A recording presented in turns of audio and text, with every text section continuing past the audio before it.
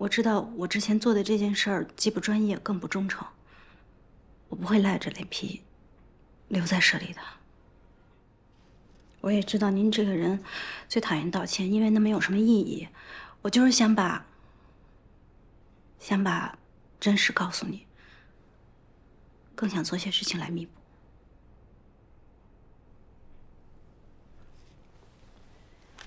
这次他也找了徐德林来，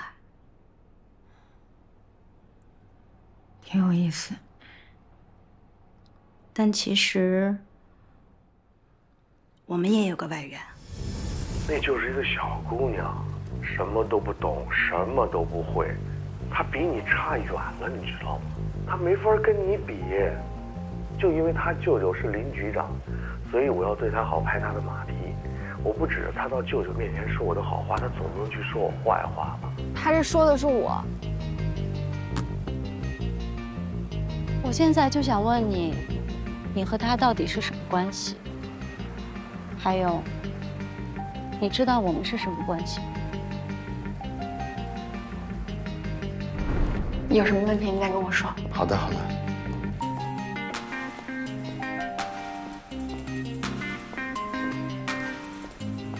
雨洁现在什么安排？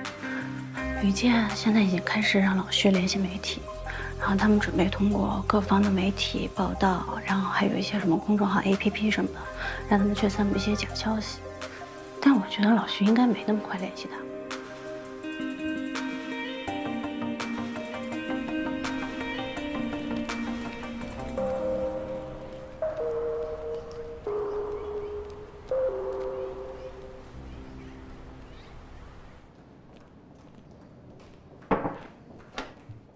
冯总，王东您到了。哎，东明，来，坐。哎，好，坐。哎，东明，哎，今天怎么喝？我随意，您看，您说喝什么就喝什么。爽快。来，东明。今天啊，哥哥得给你道个歉，啊，华科眼镜那事儿啊，让你受连累了，受委屈啊。哥哥先敬你一个。哎呀，彭总，您可别这么说，我这一点不委屈，都是自己的错误嘛。但现在公司又没计较，又让我重新回到工作岗位，我这只能好好工作，争取啊把之前的错误弥补回来。我赔一个，以茶代酒。哎，现在到了周航那儿，他没难为你吧？哦，那倒没有，那倒没有。来，彭总，我再回敬您一个。哎，好。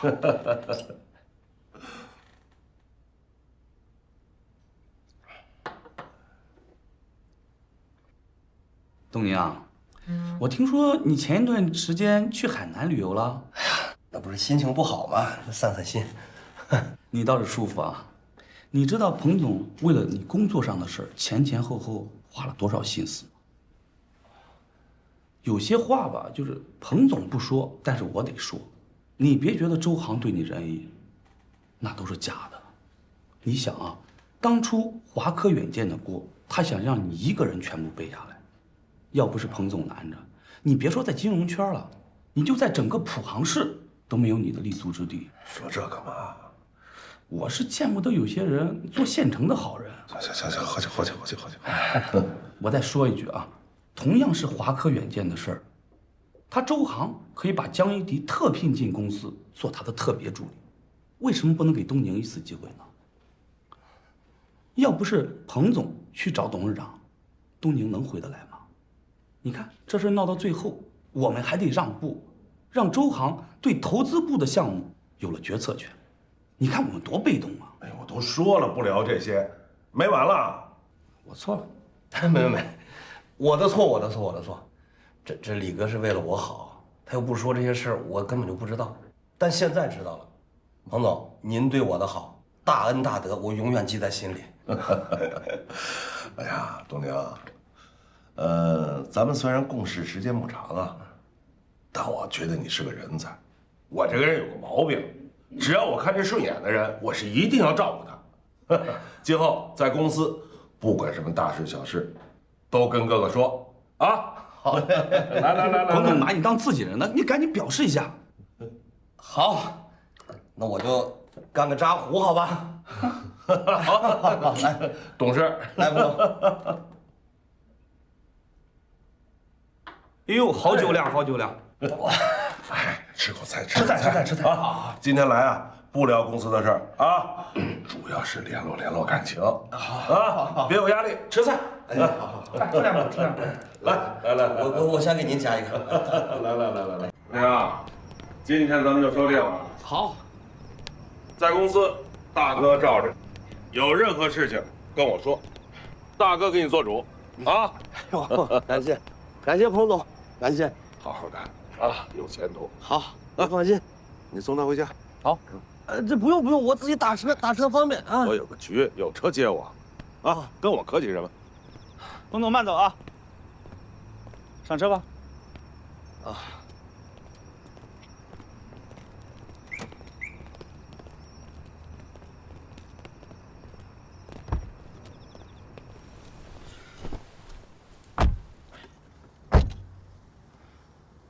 没事吧？没事，没喝多。没事。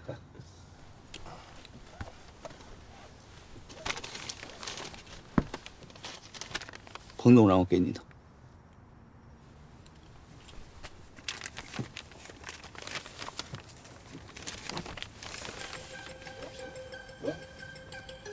这，彭总给我这么多钱干嘛呀？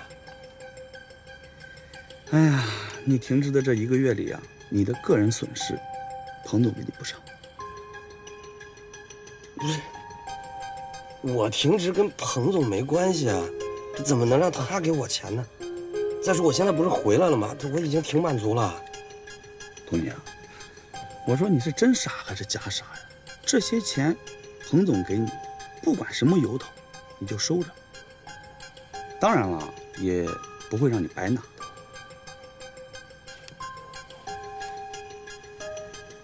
那彭总是有什么吩咐吗？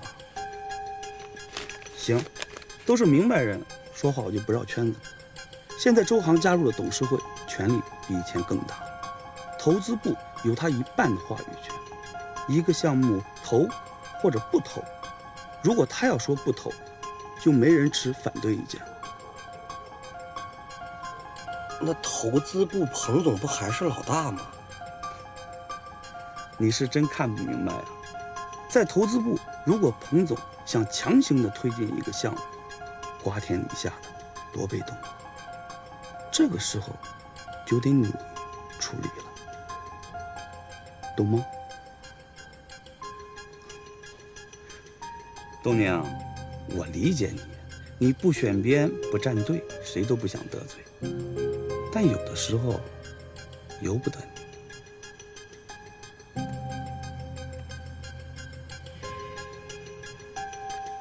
彭总的好意我心领，我也不是不懂事的人，但这钱啊，我是真不能收。行，反正话我是带到了，具体怎么做，就看你自己的了。系上安全带。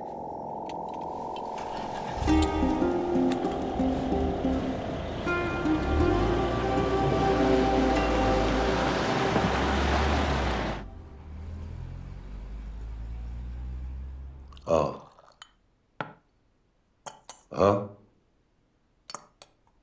不敢收钱啊？行，我知道。啊，好，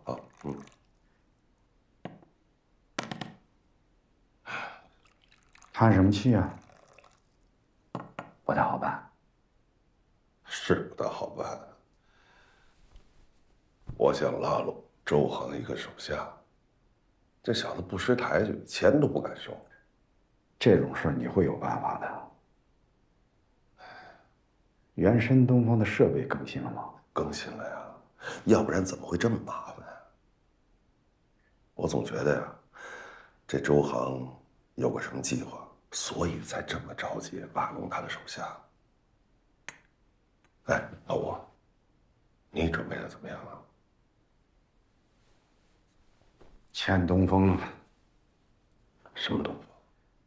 合适的时机。大海，我们的时间不多了。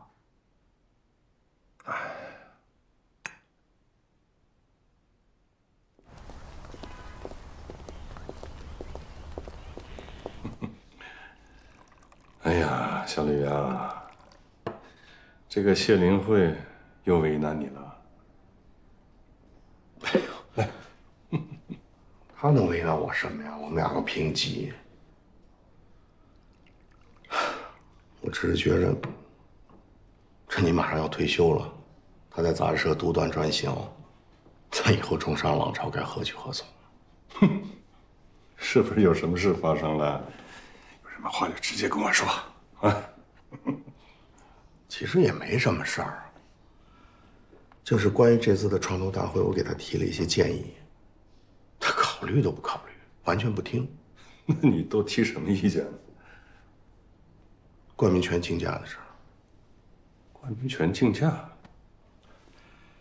我是参考了去年特别爆红的一档电视综艺，叫《超级歌声》。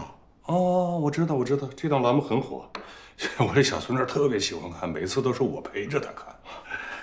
是这样的，我有一个朋友在代理这个栏目的广告公司工作，他告诉我，当时有4家企业竞争这个冠名权，从最初的6000万迅速涨到2个亿了啊！这一档栏目的独家冠名权居然能卖这么高，那你的意思呢？虽然咱们的创投大会跟一档电视综艺是2回事儿，但是我觉得它影响力是同样巨大的。我觉着这次的参会企业如果赢得了咱们创投大会的独家冠名，那它在它的行业里影响力跟地位是完全不同的。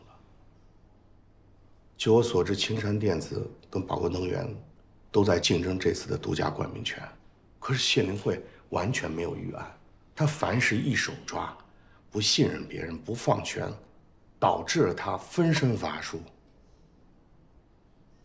上次开会就是这种情况，他连日程都安排不过来，所以人家青山电子跟宝格能源非常的不满。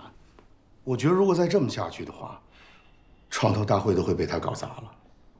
这个谢灵慧也是一贯的独断专行，是吧？不过从上次杨局过来听汇报的情况来看，这一切都是可控的，不至于出什么纰漏。啊，小吕放心。可是他再有，你听我说，2位领导是点名让你加入的，所以这一点呢，你自己也盯着点儿，啊，放心。可是谢灵慧一切事儿他都把持着，他完全听不进去别人的意见。当然了，我觉得他可能只是听不进去我的意见。我让他考虑冠名竞价的事儿，可他告诉我，这次创投大会旨在增强普航市创投的影响力，盈利跟创收不是目的，一下把我怼回去了。小吕啊，这一点人家说的也没错。可这不是做事情的方式啊。李胜，我知道再有2个月您就退休了。这些年您对我的帮助，我一直都记在心里。我也在想，这次的创投大会可能是您最后的答卷。如果我们把这件事办得更成功、更完美、更有影响力，那我觉得您就是在中山浪潮最巅峰的时候退休的，这叫功成身退啊。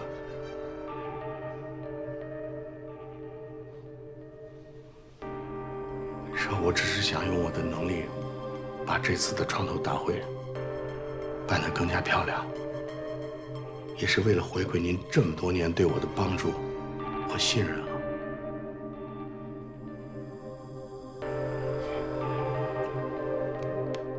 好，我给高总打个电话。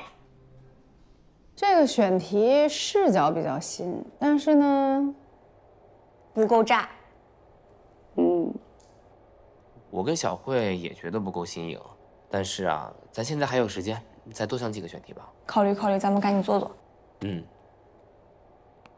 虽然现在精力都在这个创投大会上，但是公众号这儿绝对不能放松，对吧？因为读者是咱们的基础，你还是要经常想怎么能做出来不一样的东西，能留住人。姐，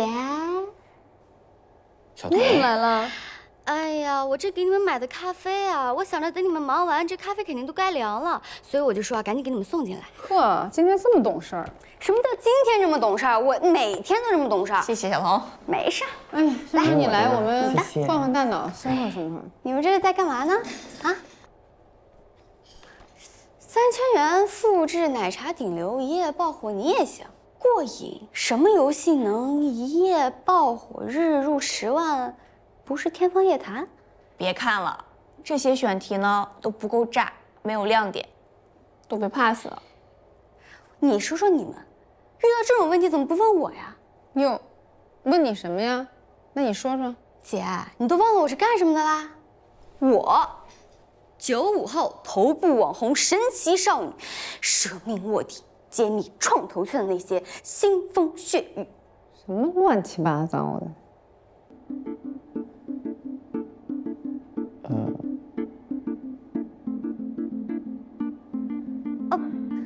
不是，那个你也知道，我这做主播的，我平时肯定是要锻炼这个我口条的流畅度。刚刚那些都是我平时锻炼的段子。你刚刚说的这个选题，揭秘创投圈的腥风血雨，你神奇少女，展开说说。哎呀，我都说了，这是段子，怎么展开说嘛？哎呀，那个刚刚。我进来前，晶晶姐让我给她整理资料，我先去了啊，回头再来找你们。没说完怎么跑了？哎呀，她找我嘛，我答应了人家，拜拜。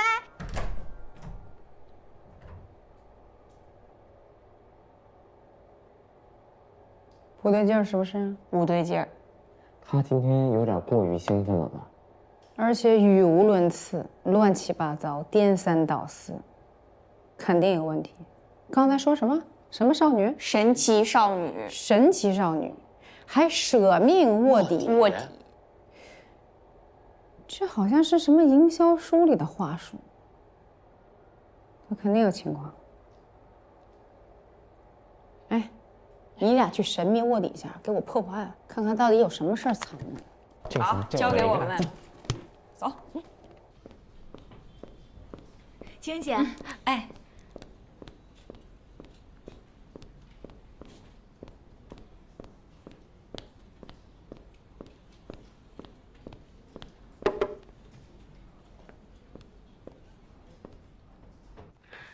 哎，所有参加这次大会的企业名录资料全都在这儿了。上面这2个呢是总冠名权，还有分会场各部分招商的资料，你看一下吧。你辛苦了啊。哪儿的话呀？哎，不过你真应该去看看谢灵慧的脸。怎么了？黑的跟锅底一样。那行吧，你先看，我去忙去了。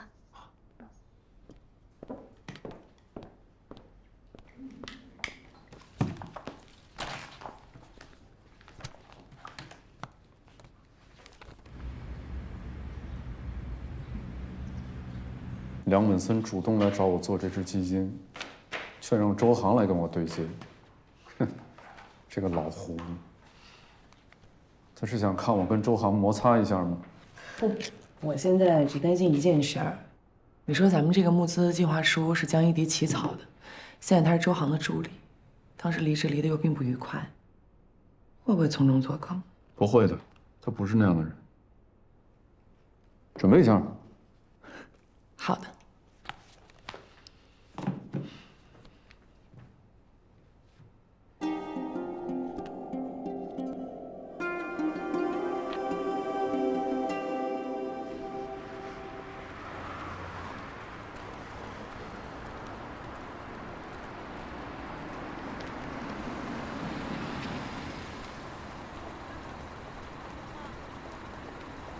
对，行，你说啊。好的，我知道了，就这样。怎么样？到自己以前的公司来有什么感受？还是有点忐忑吧。关于向投资的分析报告，昨天晚上我看了。其实你只需要给我一个结论就行了。我就是想把玉象投资的优劣势充分展示出来，决定权在您。是因为预向投资，所以你才这么谨慎，是吗？没有必要，我会尊重你的意见的。我会保持客观的。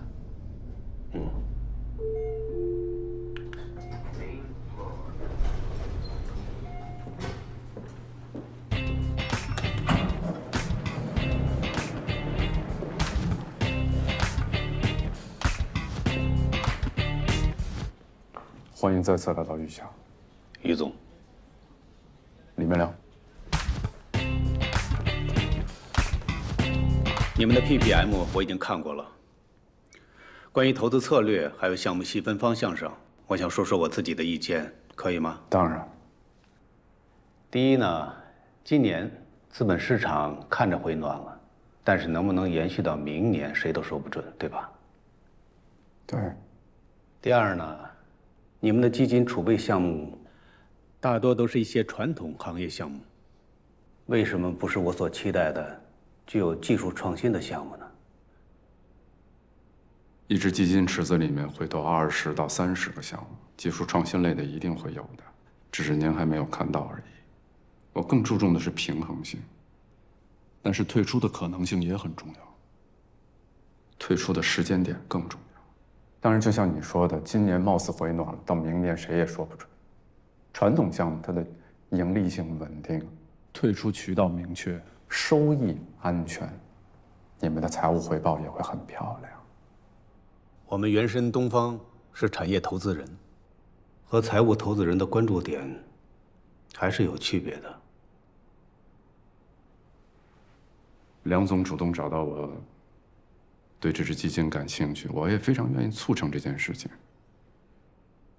这样吧，我站在周总着眼产业的角度，首先，这支基金的全部项目都会给原深东方先看全。预向投资所有的投资经理每周飞来飞去，触达行业上下游的企业。原深东方通过参投这支基金，都可以先于行业竞对，第一时间触达。除此之外，如果有一天你们想通过并购延展上下游的话，这个基金池子是你们非常好的收购标的。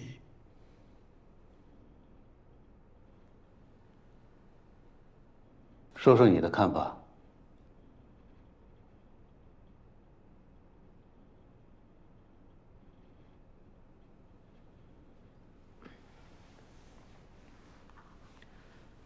周总，我觉得于总说的特别对，特别正确，也特别符合一个基金的基本发展规律，但是是理论上的。具体呢，我觉得要看执行方面。那在执行这块呢，原深东方希望在 IC 中至少有1个席位，并且单笔金额超过基金总投资10%的项目，必须要经过原深东方 IC 成员的同意。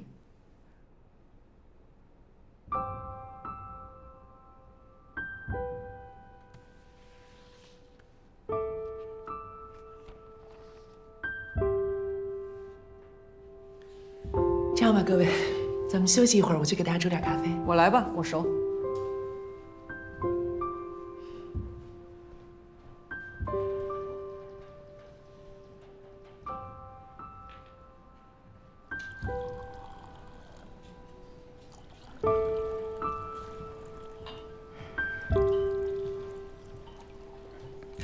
嘿，还是那么爱吓唬人。看到你成长了，我很欣慰。我还以为你会生气呢。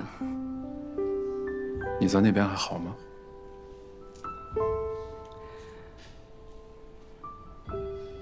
挺好的。我帮你。我来吧。好，那我这杯不用了。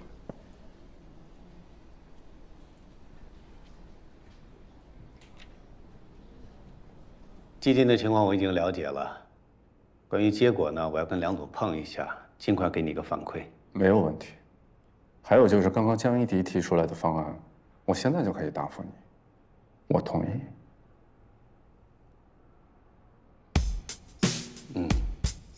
我早就说过，我们有很多合作的机会。何其生财！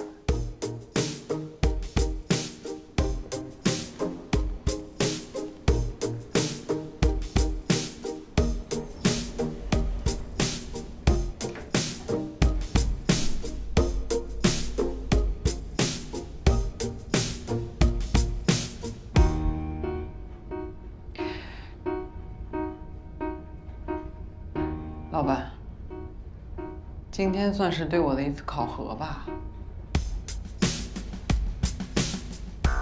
这么敏感啊？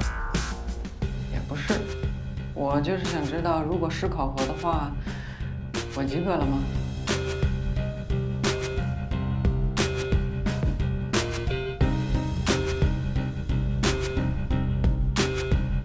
这谢林慧可真会利用资源啊！哎呀，炒作是她的强项，这次连她老公都利用上了。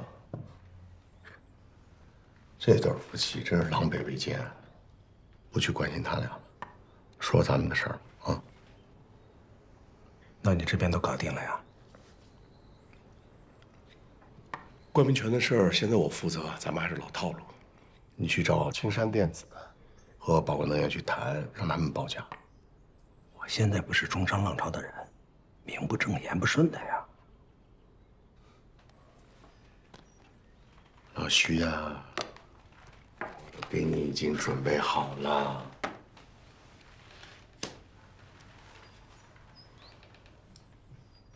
徐德林经理，中超会务。之前的几笔广告费进的都是这家公司，你就以公司经理的身份呢跟他们去谈，啊，说你们代理了中商浪潮的广告，不会穿帮的。万一他们去核实呢？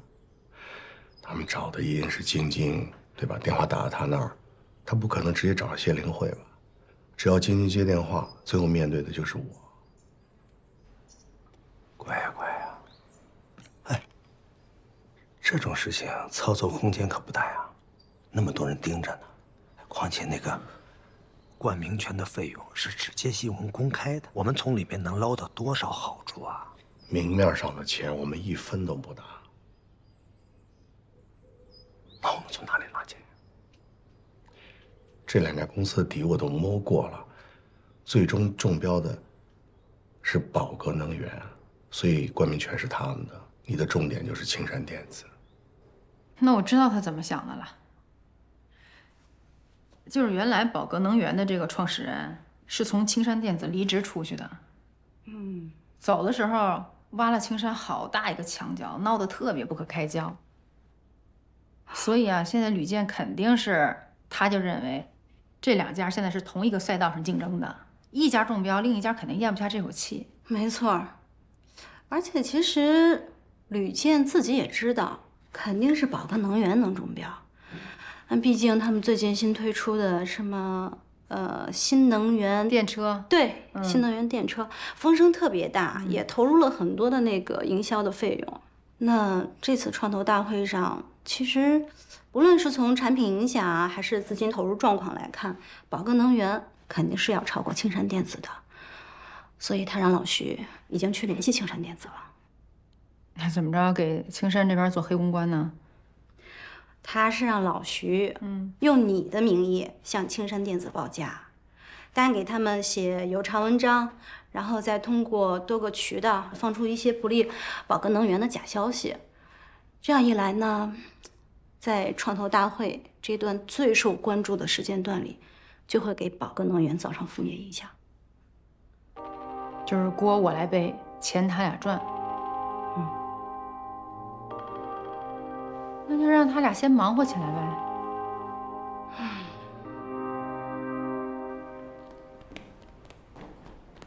哎，一迪，哎，你干嘛去啊？去办公室。董事长也叫你了？啊，他也叫我去，叫咱俩干嘛呀？不知道。哎，大姐。董事长在等你们，两位这边请。哦。然后可以了解一下咱们原神东方整个一个工作流程。来了，董事长好。小江，这就是梁总。董事长您好，我是江一迪。坐下吧。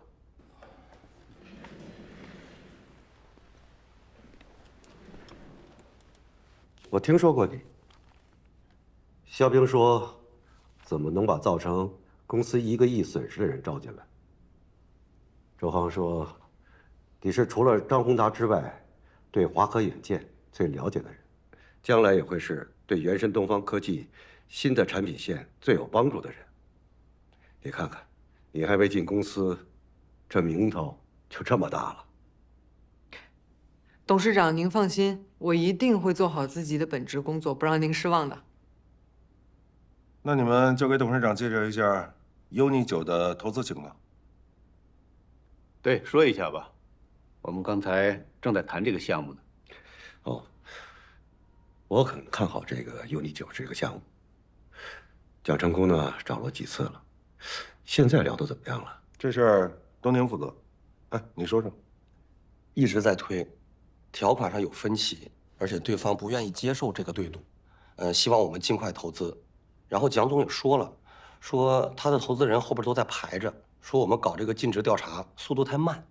周航，蒋成功是个干事的人，他在我们商超，那营业额在这摆着呢，稳步上升啊，就别搞尽职调查那套虚的了，直接签协议。您觉得呢？两位年轻人怎么看？我没什么意见。在领导面前不敢说实话了。那么你呢？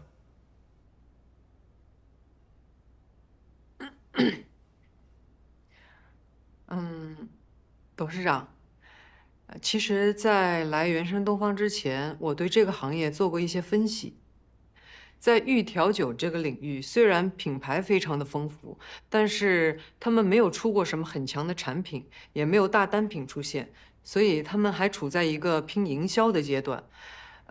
在渠道的落地上非常的弱。在一个产业的发展逻辑来看，哈，他们一定会从网红时代，然后慢慢的进化成拼产品的消费时代。那在这个过程中，一定会有一大波的企业要倒闭的。说回尽职调查，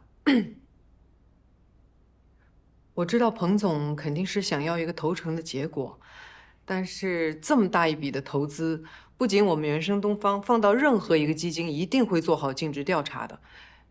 毕竟钱也不是大风刮来的，这就是我的想法。哎呀，周航，哎呀，我真佩服你调教新人的能力啊！一个新入职的小助理，就能对我们公司这么大的投资项目随意点评，了不起啊！了不起，了不起！我又要说你了，做判断的时候是需要不同见解的，这对决策做参考是有帮助的。而且我必须要夸一夸这位新来的女助理，敢于顶住领导的压力，发表自己的意见，很有魄力。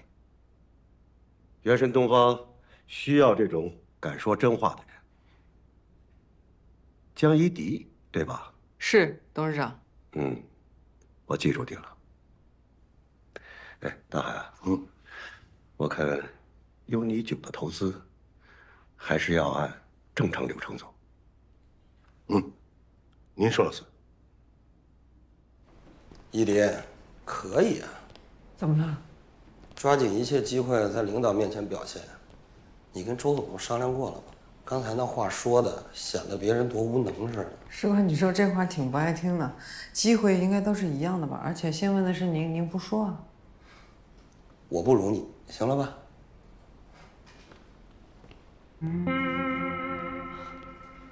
自己怂赖谁呀？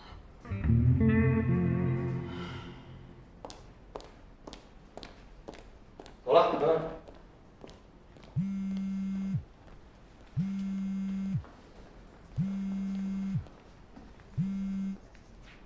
喂，彭总。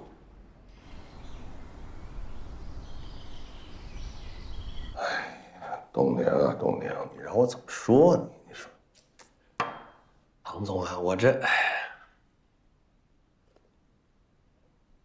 你知道今天为什么董事长亲自问有你酒的事儿吗？那是我给你找了一个在董事长面前好好表现的机会，你怎么让那小丫头抢了风头呢？庞总，我是想保优你酒这个项目，但我又知道你又不希望尽调，所以有些话我就没法说嘛。那你知道你走以后周航怎么说吗？他提议让江一迪做这个案子的项目经理。那公司要这么决定，我就只能服从呗。你怎么这么怂啊？啊，就这么妥协了？那我能怎么办啊？我看不了我的人这么被人欺负。哦，那天晚上李科给你拿点钱，你不收，怎么？嫌大哥的钱少啊？哎呦，庞总真不是，这我不能收您的钱啊。但我这一想，我后边要是跟着您好好干，那我肯定挣得更多呀。哦，那要这么说啊，是你想通了。庞总，说实话，我是真怂，我就是被华科远见那个事儿弄怕了，我真的怕再来第二次。但是我再一想，我要是不跟您好好干，我连这第二次的机会都没有。所以庞总，你也别嫌弃我之前犹豫，我这人就这胆量。但您放心，后边我一定跟着您忠心耿耿，好好干。嗯，我听出来了，说的大实话，我喜欢听。至于忠不忠心啊，别挂在嘴上，在事上去。我跟董事长说了，让你跟江一迪共同负责这个项目。你记住了，这件事成不成不重要，重要的是谁说了算，明白吗？知道了。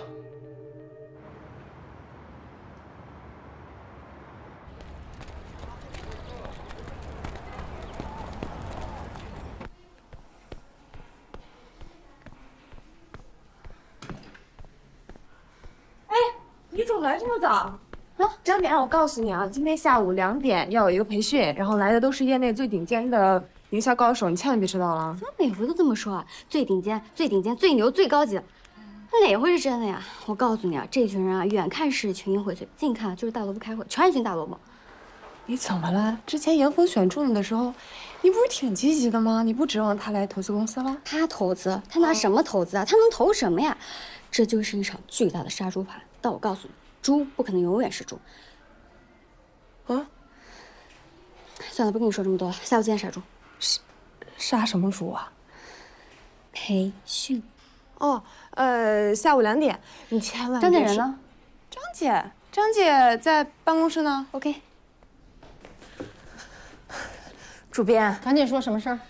真被你说对了，小童真的在搞事情。搞什么事情啊？